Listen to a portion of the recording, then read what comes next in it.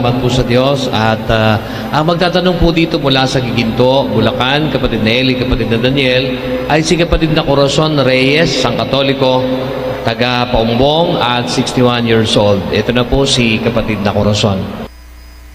Ang itatanong ko lang po, ano po ang ibig sabihin ng Antikristo? Salamat po sa pagdalo, kapatid na Corazon. Una, yung po salitang Antikristo, ang salitang anti kasi kalaban eh. Gaya nung antibiotic, kalaban nung biotics. Kalaban ng mikrobyo, kalaban ng mga bakterya, yun ang antibiotic. Pag sinabi pong Antikristo, ang ibig sabihin po sa Biblia nun, kalaban ni Kristo. Hindi naniniwala at hindi sumusunod kay Kristo. Mula pa ng una, marami na po niyan. Basahin natin ang unang Juan 2:18. Mumunting mga anak, ito ang huling oras at gaya ng inyong narinig na darating ang Antikristo. Kahit ngayon ay lumitaw ang marami ng Antikristo. Kaya nga, nalalaman natin na ito na ang huling oras.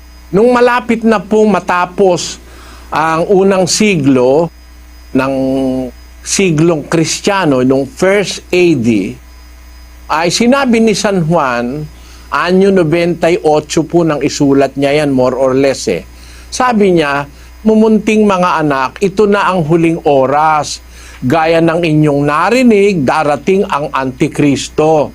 Kahit ngayon, sa panahon ni Juan, buhay pa si Juan Apostol, lumitaw ang maraming Antikristo.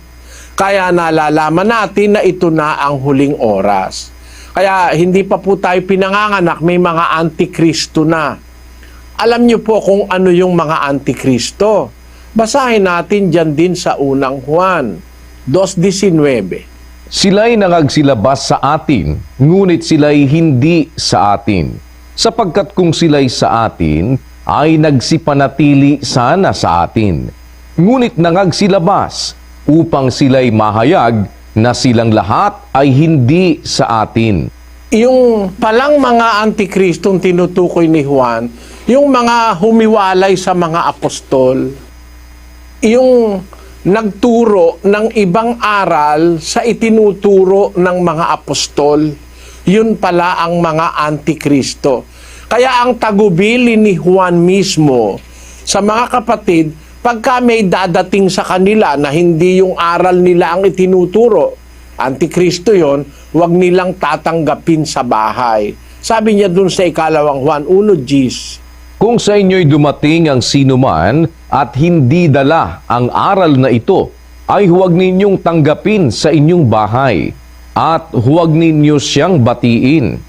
Sapagkat ang bumabati sa kanya ay nararamay sa kanyang masasamang gawa. Ayon, ang sabi sa mga Kristiyano nung una, pagdadating sa inyo yung Antikristo, magtuturo ng ibang aral, iba sa itinuro ng mga apostol, huwag niyong tatanggapin sa inyong bahay at huwag niyo siyang babatiin. Sapagkat ang bumabati sa kanya, nararamay sa kanyang masasamang gawa. Kaya yung pong Antikristo, panahon pa ng mga apostol, may naglitawan na.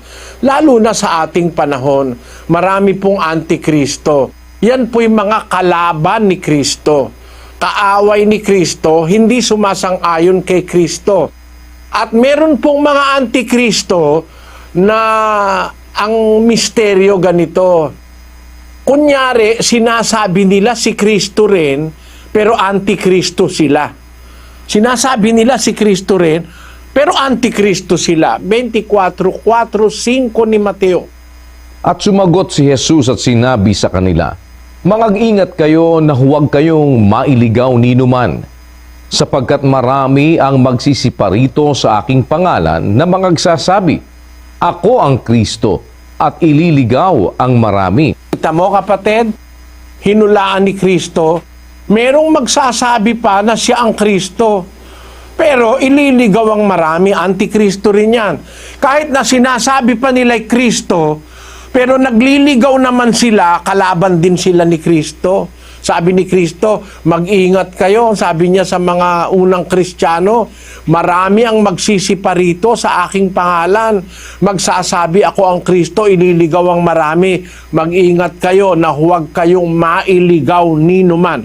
Kasi ang mga antikristo, yan ay ang mga magliligaw. Babaguhin ang aral ni Kristo, magtuturo ng ibang aral. Basahin natin ang unang Timoteo 6:3.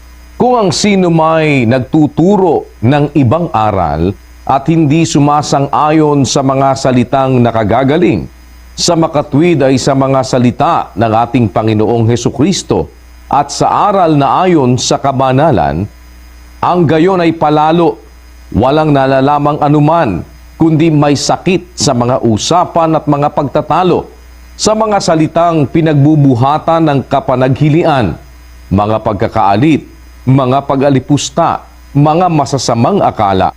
Yung mga antikristo, sabi ni San Pablo, yung nagtuturo ng ibang aral, hindi sumasang-ayon sa salitang nakagagaling. Sa makatwid ay sa mga salita ng Panginoong Hesukristo. At tinan nyo mula pa nung una meron ng antikristo. Ang salita ni Kristo, kinokontra nila. Eto, papakita ko sa inyo isang halimbawa. Sa Mateo 23, ang sabi ng Panginoong Hesus sa 9, ganito. At huwag ninyong tawaging inyong ama ang sinumang tao sa lupa, sapagkat iisa ang inyong ama, sa makatwid bagay siya na nasa langit. Sabi ni Kristo, yung tunay na Kristo, ano po? Yung Kristong nakausap ng mga apostol. Huwag kayong tatawag ng ama sa kanino mang tao sa lupa.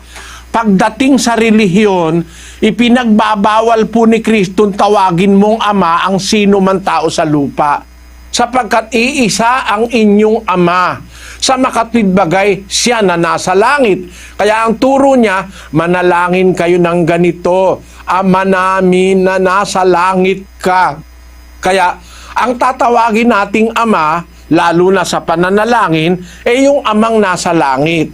Huwag tayong tatawag ng ama sa sino mang tao sa lupa pagdating sa relihiyon. Ulitin mo nga kapatid na Daniel 23:9. At huwag ninyong tawaging inyong ama ang sino mang tao sa lupa, sapagkat iisa ang inyong ama, sa makatwid bagay siya na nasa langit. Yung tawag na ama, hindi dapat itawag yun sa tao sa lupa pagdating sa relihiyon.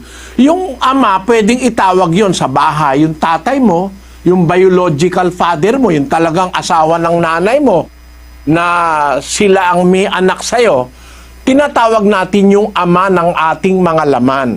Pero pagdating sa relihiyon, walang utos si Kristong tumawag tayo ng ama sa kanino man. Bawal nga niya alam nyo, sa relihiyon, may nagpapatawag ng ama. Bawal ni Kristo yun patawag ka ng ama Diba? O basahin natin ang 23:8.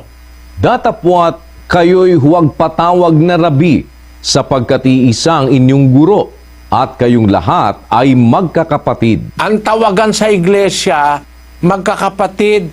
Huwag kayo kang papatawag na rabi. Iisa lang kasi ang inyong guro. Ang kahulugan kasi ng rabi, plural po yung rabi ng salitang rabbonai.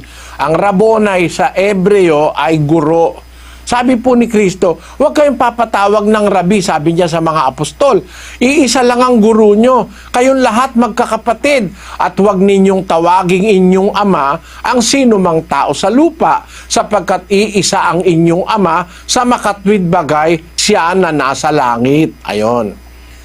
Sino ngayon ang Antikristo? Di yung nagpapatawag ng laban kay Kristo. Antikristo yun. Tandaan nyo po, ang Antikristo, kalaban ni Kristo. Hindi sumasang-ayon sa aral ni Kristo. Marami po ngayon ganyan Marami pong ganyan ngayon. Yun lang magpatawag ka ng ama, Antikristo ka na nun Kalaban ka na ni Kristo. May ideya na kayo, kapatid, kung ano ang mga Antikristong sinasabi sa Biblia? Opo.